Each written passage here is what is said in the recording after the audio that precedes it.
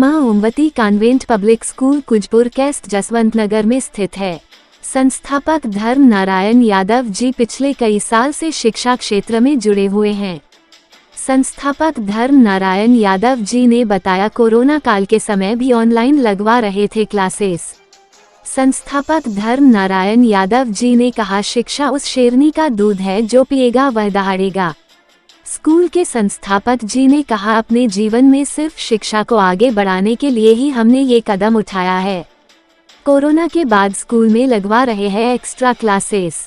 School के संस्थापक धर्म नारायण जी ने कहा, बिना शिक्षा के मनुष्य जानवर के समान है, इसलिए जीवन में शिक्षा बेहद है जरूरी, शिक्षा बिना दुनिया है अधूरी।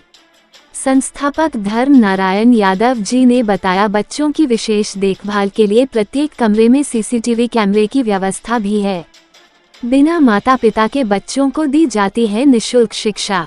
अनुभवी शिक्षकों द्वारा बेहतर शिक्षा देकर बच्चों को बनाया जाता है देश का भविष्य। कॉलेज के संस्थापक धर्म नारायण यादव से पवन कुमार की खास बातचीत। आइए क्या कहा शिक्षा को लेकर सुनाते हैं। नमस्कार, आप देख रहे हैं जे न्यूज़ 24। मैं पवन कुमार, आज ही जनपद इटावा में जिस जगह बैठा हूँ, ओमवती कॉन्वेंट पब्लिक स्कूल, जो कि कुजपुरा जसवंत नगर के पास स्थित है। मेरे साथ बात करने के लिए उपस्थित है यहाँ के प्रबंधक जी श्री धर्म नारायण यादव जी। बहुत सारी बातें करूँगा शिक्षा क्षेत्र से जुड़ी हुई, चाहे वो लॉकडाउन का समय रहा हो, कोरोना के बाद का समय रहा हो, या जो शिक्षा व्यवस्था की वर्तमान स्थिति है उस पर चर्चा करेंगे। सबसे पहले सर स्वागत है आपका। बहुत बहुत धन्यवाद पवन जी, जो आप आए हैं। मैं आपको विद्यालय की तरफ से, अपनी तरफ से सम्मान, जो आपने अपना कीमती समय दिया है, मैं इसके लिए मैं आपके लिए बहुत बहुत आभार प्रकट करते हैं। बहुत बहुत धन्यवाद सर। सर, ये जो स्थिति शिक्षा क्षेत्र की रही विगत 2 वर्ष 20 और 21-22 में शुरुआती हो रहा, उसके बाद विध्वंस शासन चला। 2 साल पूरी तरीके से शिक्षा व्यवस्था चल रही है। उसके बाद ईश्वरी कृपा से पिछला सेशन विध्वंस बहुत अच्छा चला। क्या क्या सब चैलेंजेस रही, क्या क्या शिक्षा में बहुत बड़ी गिरावट आई है। गिरावट लॉकडाउन चला उसकी वजह से आई है, और ये गिरावट की भरपाई करने के लिए हम और पेरेंट्स जब तक जूझेंगे नहीं, जब तक बच्चों के साथ में संघर्ष नहीं करेंगे, तब तक बच्चों का विकास नहीं हो पाएगा। बच्चा एकदम जो था वहाँ से बिल्कुल जीरो हो गया, पढ़ने लिखने में बिल्कुल जीरा हो गया। अब स्कूल में बच्चा आता है, उसका मन नहीं लगता है। टीचर्स बड़े प्यार से उनको बैठाने का प्रयास भी करता है, पढ़ा रहा है, वो संघर्ष कर रहा है, लेकिन बच्चे के दिमाग में नहीं आया। लेकिन जो अभी जो सेशन मिला है, ये सेशन मिला, इसमें काफ़ी स्थिति से सुधार हो रहा है और होगा। और मैं तो यही चाहता हूँ कि ये सुधार बच्चों के भविष्य के लिए, उज्जवल भविष्य के लिए बहुत लाभदायक होगा। जी, बच्चों को जो स्टडी गैप हुआ उसको रिकवर करना है, क्या कठिनाइयाँ आ रही और क्या विद्यालय को एक्स्ट्रा एफर्ट्स करने पड़ रहे हैं, क्या मतलब एक्स्ट्रा एफर्ट्स कर रहे हैं क्या, जिससे कि बच्चों का स्टडी गैप हुआ उसको जल्दी सुलझ होगा। जी, जो गैप हुए हैं बच्चों के, इसके लिए विद्यालय में जो टीचर्स हैं अलग से पीरियड लेते हैं, उनको पढ़ाते हैं। जैसे 4 घंटे स्कूल चला, 6 घंटे स्कूल चला, उसके बाद हम वीक बच्चे होते हैं उनको रोक भी लेते हैं, एक्स्ट्रा क्लास ले लेते हैं। और सुबह भी उनको अपनी मॉर्निंग में जल्दी बुलावाते हैं, पेरेंट्स से बोलते हैं कि बेटे को आप जल्दी बोलिए, हम यहाँ पर रहते हैं, तो हम उनका जितना भी सुधार हो सकता है उतना मैं सुधार करूँगा और उनको ओवर काम भी दूंगा अलग से, जिससे बच्चे खाली न बैठे और जितनी जल्दी से जल्दी इसको कवर करे तो ज़्यादा अच्छा रहेगा। तो हम पूरी मेहनत के साथ बच्चों में लगन से कार्य कर रहा हूँ। लॉकडाउन से बहुत सारे लाख सवाल होते हैं जी, क्या जो वित्तीय विद्यालय रहेगा, क्या गवर्नमेंट द्वारा किसी प्रकार की कोई उनको सहायता मुहैया कराएगी, जैसे इलेक्ट्रिसिटी बिल है, गाड़ियों के किसी भी तरीके की कोई सहायता? नहीं सर, जो लॉकडाउन में जो विद्यालय बंद हुए, इतनी बड़ी क्षति हुई है। लोग घरों से जब बेघर हो गए, टीचर जो भी था पढ़ा रहा था उसको कोई मानदेय नहीं मिला, कोई पैसा नहीं मिला, दर का भटक गया है। शायद है कि टीचर कितना, अब मैं क्या कहूँ, पिटाई के अलावा उसकी कोई है ही नहीं, सब उस शिक्षा पूरी तरीके से हो गई। सर, एक क्वेश्चन आजकल बड़ा आम हो गया है, पुराने दौर के लोग जब बड़े बुजुर्ग बैठते हैं तो आमतौर पर ये अक्सर चर्चा का विषय रहता है। एक समय था जब बच्चे घर से निकलते थे, माँ बाप को पैसे देते थे, उनको सम्मान करते थे, वो चीज़ें कहीं ना कहीं खत्म हो गई। जी सर। जब से शिक्षा इंग्लिश मीडियम हुई है तो बच्चों की शिक्षा बेहतर हुई, लेकिन संस्कारों की कमी आई। कहीं ना बच्चे हेलो हाय गुड मॉर्निंग तक सीखते हुए क्या कहते ये सर जो इस पर ये है कि बच्चे रिस्पेक्ट नहीं करते हैं, पैर नहीं छूते हैं, बड़ों का सम्मान नहीं करते हैं। ये ज्यादातर मैं तो ये देखना चाहता हूँ पेरेंट्स की भी गलती यहाँ है। विद्यालय में टीचर्स बताते, जैसे इंग्लिश मीडियम के स्कूल चल रहे हैं वहाँ कम लोग बताते हैं, लेकिन हम तो ऐसे संस्था से जुड़े रहे।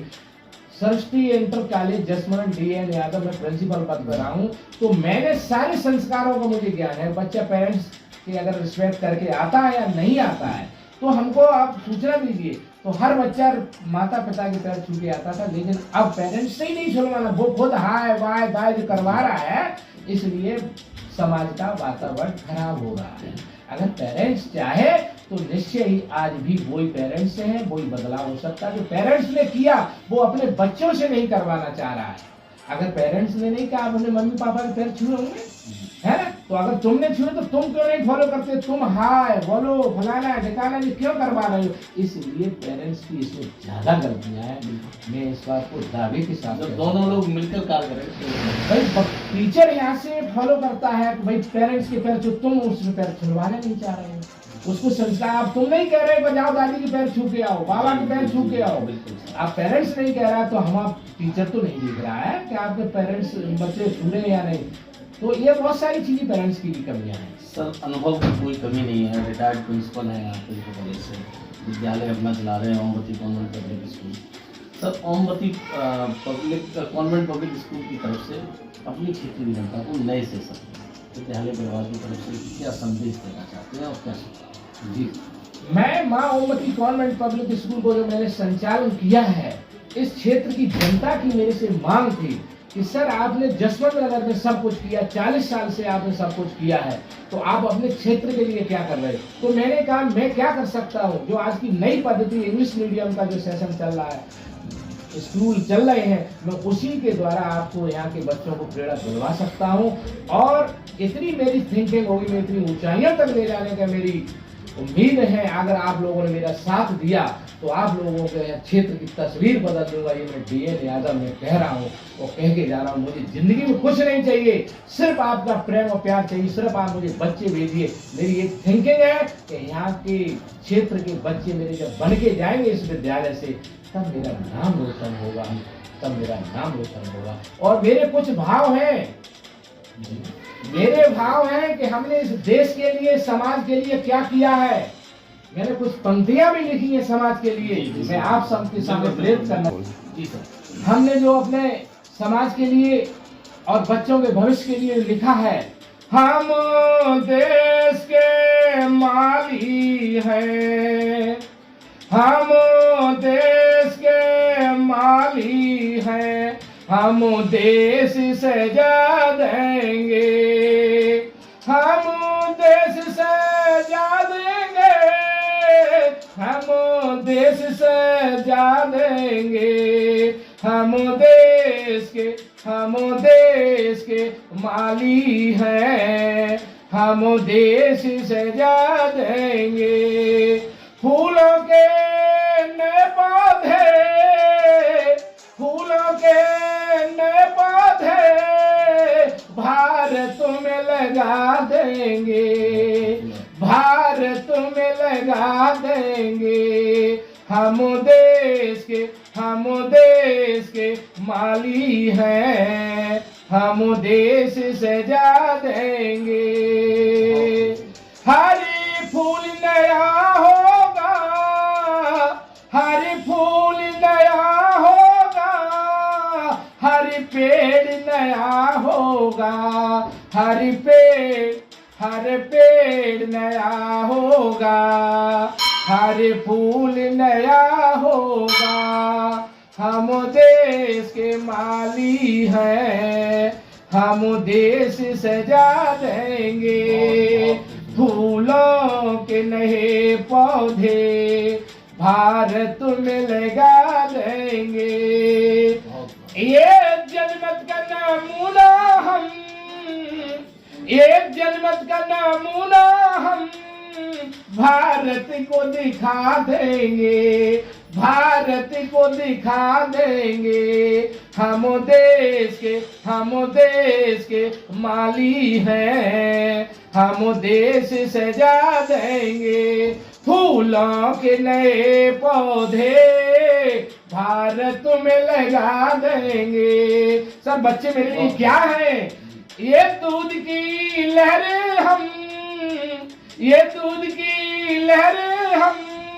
सागर में मिला देंगे। हम देश के माली हैं, हम देश सजा देंगे। फूलों के नए पौधे भारत में लगा देंगे। ये माओमती कॉन्वेंट पब्लिक स्कूल की तरफ से हमारे क्षेत्र के लिए मेरी ये उम्मीदें हैं। बहुत खरा अच्छी उतरे। लाइन है, धन्यवाद। बहुत अच्छा रहा। मैं भी जो है सब मान गए, बहुत अच्छा लिखते हैं आप।